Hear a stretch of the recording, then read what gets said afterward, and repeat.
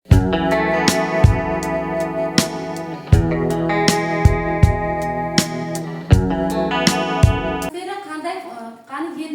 qo'piq hisoblanar ekan? Atmosfera suvning yer qobig'i. Xo'sh, Atmosfera yerning havo qobig'i. Agar atmosfera bo'lmasa, yer yuzida hayot bo'lmas ekan. Xo'sh, guruhlarimiz bor. Birinchi guruhimiz atmosfera, ikkinchi guruhimiz esa gidrosfera, uchinchi guruhimiz esa biosfera ekan. O'zi ikkala guruhni, ikkita komandani baholaymiz. Bu yerlarda daraxtlar bor, o'simliklar bor, suvlar bor, hududlar bor. Boshlanganidan joy uning mansabi deyiladi. Bu xato, mansabi emas, manbaidir. Qo'shni daryolar havuzlarining bir-biridan ajratib turadigan chegara irmoqlar deyiladi. Xato, suv ayriliqlar bo'ladi. Tabiiy chuqurlik to'planib qolgan suv ko'l deyiladi. To'g'ri. Ko'llarda suv daryolardek o'zanda oqadi. Yo'q, oqmaydi. Bir xil turadi. Chuchuk suvlar hisoblanadi. Yer yuzidagi eng katta ko'l Kaspiy ko'ldir. To'g'ri. Oqmas ko'llar suvi chuchuk suv bo'ladi. To'g'ri. Ko'l suvlaridan foydalanib bo'ladi. Quyosh yordamida birinchi quyosh. Xo'sh.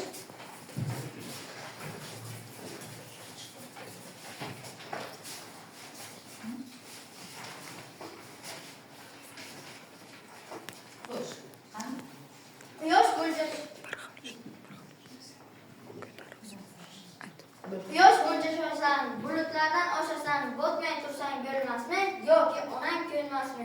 Shoshma biroz botmay tur. O'ynab olaman biroz. So'ngramayli bo'lsang ham, yo'tog'ingga ketsang ham. Bizlar 8 sayyora.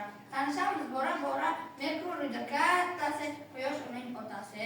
Ikkinchisi Venera. Juda issiq sayyora. O'rganamiz to'g'ri. Ona yer sayyoramiz, biz unga parvonamiz. Sayyoramiz kattadir, go'zallikda bittadir. 4-chi sayyoramiz Mars, qizil maniqlar Mars. 5-chisi Yupiter, uning hajmi kattadir. 6-chisi Saturn, go'zallikda oladi. Uran 7-chi sayyora sovuq bilan dugona. 8-chisi Neptun, Quyoshdan uzoqda tun u kun. O'rgangin bizning nomimiz, asra senga kerakmiz.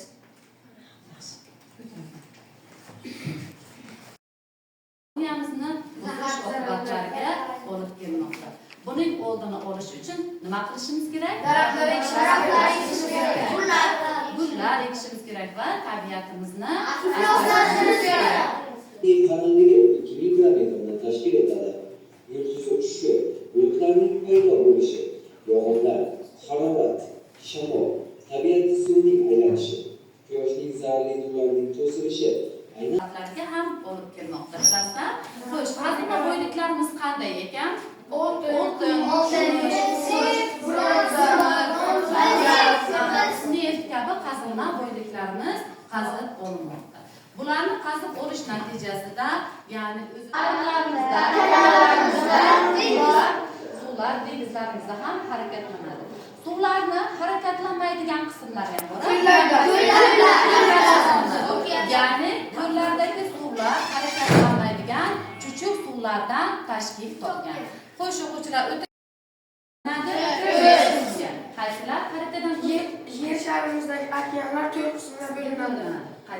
Bular Tinch okeani, Hind okeani, Atlantik okeani, Shimoliy Muz okeani. Irmoqlar orqali daryolarga, ko'llarga tushadi. Keyin va yana quyosh isitisi natijasida suvlar bug'lanib, yana bulutga aylanadi. Yaxshi. Xo'sh, yana litosfera o'quvchilar bular ham 3 ta. Lekin atmosfera 2 ta baholgan. Bugun guruhimizda birinchi bo'lib gidrosfera va litosferalar birinchi o'rinni olgan. Darsimizda o'quvchilar uyga vazifa atmosferaning tuzilishi mavzusini mashq daftarlaringizga analiz mavzularini bajarib kelasizlar.